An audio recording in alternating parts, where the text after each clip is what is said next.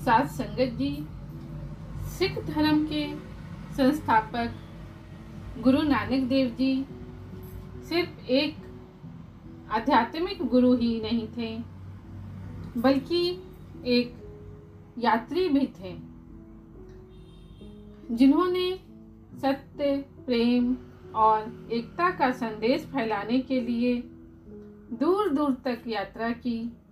उनकी यात्राएं, जिन्हें उदासी के नाम से जाना जाता है, गुरु नानक देव जी ने 4 उदासियां की थी। उन्हें भारत, मध्य पूर्व, तिब्बत और यहाँ तक कि श्रीलंका तक ले गई। लेकिन गुरु नानक देव जी ने श्रीलंका की यात्रा क्यों की? उन्होंने लोगों और राजा को क्या संदेश दिया? उनका दिव्य ज्ञान आज भी हमें कैसे प्रेरित करता है? इस आध्यात्मिक यात्रा पर हमारे साथ जुड़े, क्योंकि हम गुरु नानक देव जी की श्रीलंका की पवित्र यात्रा और उसके प्रभाव का पता लगाते हैं। अपनी तीसरी उदासी के दौरान गुरु नानक देव जी ने दक्षिण भारत की यात्रा की और पवित्र शहर रामेश्वरम पहुँचे। यहाँ से उन्होंने श्रीलंका के लिए यात्रा की, जो गहरी आध्यात्मिकता और सांस्कृतिक विरासत की भूमि है। यह यात्रा आसान नहीं थी। उन दिनों समुद्र पार करना एक बड़ी चुनौती थी, लेकिन गुरुजी ने भाई मर्दाना के साथ मिलकर दिव्य ज्ञान फैलाने का अपना मिशन जारी रखा। ऐतिहासिक विवरणों के अनुसार गुरु नानक जी का व्यापारिकों और आध्यात्मिक साधकों ने स्वागत किया, जो उनकी शिक्षाओं को सुनने के लिए उत्सुक थे। जब वे श्रीलंका के तट पर पहुंचे तो ऐसा लगा कि भूमि उनके दिव्य ज्ञान को ग्रहण करने के लिए तैयार है। श्रीलंका में गुरु नानक देव जी की उपस्थिति जल्द ही उस क्षेत्र के शासक यानी राजा शिवनाभ के कानों तक पहुंच गई। राजा एक बहुत ही धार्मिक व्यक्ति थे, जो एक सच्चे आध्यात्मिक गुरु की तलाश में थे। उन्होंने गुरु नानक देव जी के ज्ञान के बारे में सुना था और उन्हें अपने दरबार में आमंत्रित किया था। राजा ने गुरु नानक देव जी से पूछा, हे पवित्र व्यक्ति, मैंने कई अनुष्ठान किए हैं, कई तरीकों से पूजा की है, लेकिन मुझे सच्ची शांति नहीं मिली है।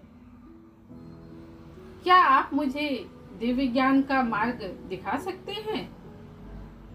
गुरु नानक देव जी ने एक सरल लेकिन शक्तिशाली संदेश के साथ उत्तर दिया।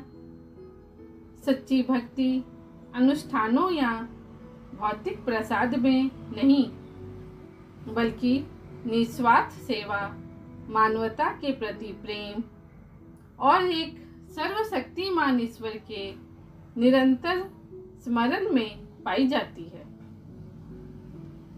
गुरु नानक देव जी की शिक्षाओं में 3 प्रमुख सिद्धांतों पर जोर दिया गया।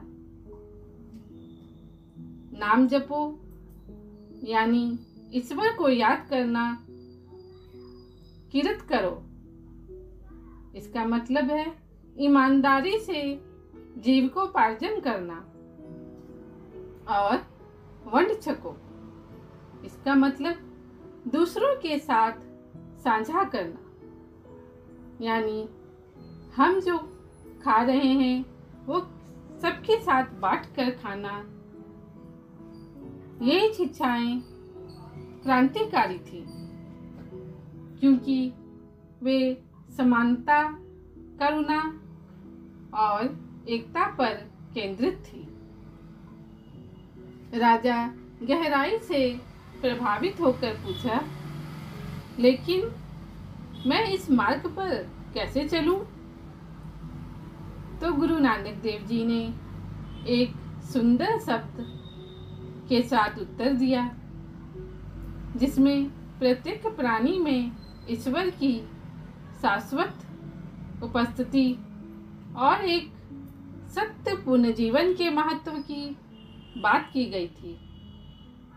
ऐसा माना जाता है कि राजा शिवनाभ के दरबार के एक विद्वान ने गुरु नानक देव जी की शिक्षाओं को प्रणसांगली नानक ग्रंथ में लिखा था। हालांकि यह ग्रंथ आज व्यापक रूप से उपलब्ध नहीं है, लेकिन कुछ संदर्भों से पता चलता है कि इसमें श्रीलंका में अपने समय के दौरान गुरु जी द्वारा साझा की गई आध्यात्मिक ज्ञान शामिल है। राजा सहित श्रीलंका के लोगों ने गुरु नानक देव जी की शिक्षाओं को अपनाया और सेवा, भक्ति और सभी के प्रति प्रेम के माध्यम से अपने जीवन को बदल दिया। गुरु नानक देव जी ने अंततः अपनी यात्रा जारी रखी, लेकिन उनकी दिव्य उपस्थिति श्रीलंका में बनी रही।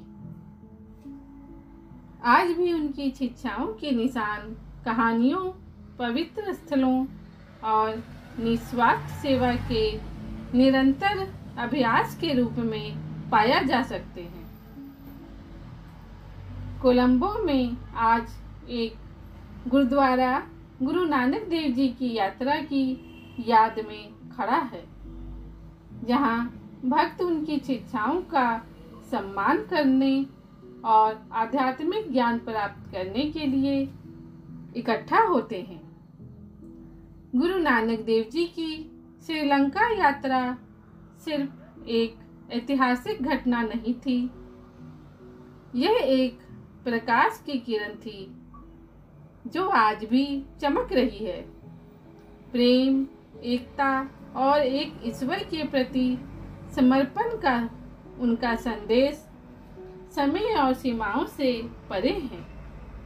आज की दुनिया में जहां विभाजन और संघर्ष मौजूद है, गुरु नानक देव जी की शिक्षाएं हमें याद दिलाती हैं कि सच्ची शांति निस्वार्थ सेवा और आध्यात्मिक जागरूकता के माध्यम से भीतर से आती है। गुरु नानक देव जी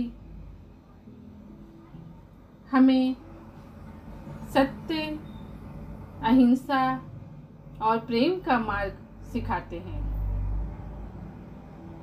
प्यारी साध संगत जी, आइए हम सभी सत्य, विनम्रता और करुणा के मार्ग पर चलें। अगर आपको ये साखी अच्छी लगी हो तो और भी संगत के साथ शेयर जरूर करिएगा और मेरे चैनल को लाइक, शेयर और सब्सक्राइब करना ना भूलें, ताकि आने वाली साखी का लिंक आपको मिलती रहे। धन्यवाद।